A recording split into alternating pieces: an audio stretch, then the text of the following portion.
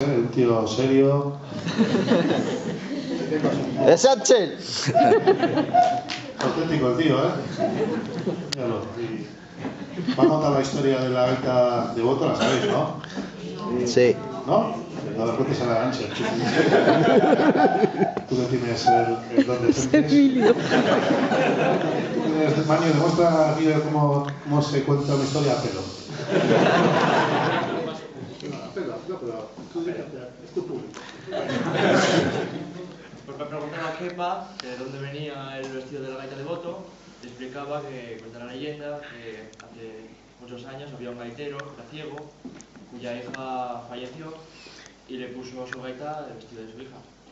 Y una historia bastante bonita y por eso se sigue la tradición y todos los gaiteros llevamos el vestido para nuestra gaita de Boto.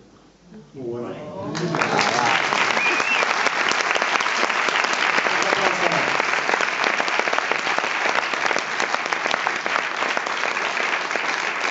Podríamos pensar que es fácil, o sea, él tiene acento maño y toca la gaita de Boto, normal, ¿no?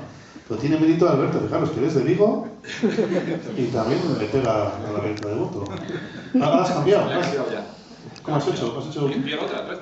No, pero que tiene mérito también, que eso demuestra lo bonito de integrarte también en otra cultura, ¿no? Además tienes, tu hijo es maño, ¿no? Aragonés, sí, sí. Sí, sí, mira, ahí le tiene, de Vigo, viene aquí se echa una novia de Zaragoza, ¿no? O de... Sí, de aquí de Zaragoza. Joder, eso es una hostia. Pues nada, nos despedimos con un tema con Nogalo y luego si queréis estaremos con todos vosotros, encantadísimos de haberos conocido. Julia, pórtate bien, ¿eh? Esto es duro, ¿eh? Con esos dos. Nada, ha sido un placer. Recuerdos a la familia de Tex-Mex. Tienes tú más de Tex-Mex que de gallego.